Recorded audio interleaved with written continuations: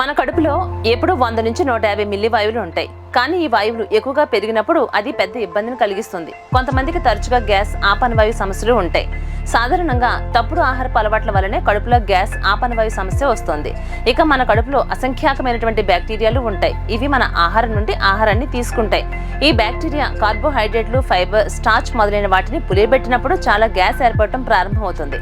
అటువంటి పరిస్థితుల్లో ఆహారపు అలవాట్లను మెరుగుపరచడం ద్వారా మాత్రమే గ్యాస్ ఆపనవాయు సమస్య నుండి ఉపశమనాన్ని మనం పొందొచ్చు. ఈ 3 పద్ధతులతో గ్యాస్ సమస్యను ముగించండి. నెమ్మదిగా తినడం ప్రారంభించండి. అంటే ముందుగా పీచు పదార్థాలు తక్కువగా ఉండే ఆహారాన్ని తిని క్రమంగా పెంచుకోవాలి. గ్యాస్ సమస్య నుంచి బయటపడాలంటే ముందుగా అల్ట్రా ప్రాసెస్డ్ ఫుడ్ తీసుకోవడం మానేసి గ్రీన్ లీఫీ వెజిటబుల్స్ అంటే ఫైబర్ రిచ్ డైట్ తీసుకోవడం క్రమంగా పెంచండి. ఇక హైడ్రేటెడ్ గా ఉండండి. మీ కడుపులో తగినంత ద్రవం లేకపోతే గ్యాస్ ఆపన వాయువు సమస్య పెరుగుతోంది. ఉదయం నిద్ర లేచిన వెంటనే 2 గ్లాసుల నీళ్లతో రోజును ప్రారంభించాలని, ఆహారంతో పాటు ప్రతిసారి కనీసం 2 గ్లాసుల నీరు తాగాలని నిపుణులు చెబుతున్నారు. ఇక దీర్ఘకాలిక వ్యాధులు, గ్యాస్ సమస్యలను కలిగించే కొన్ని దీర్ఘకాలిక వ్యాధులు ఉన్నాయి.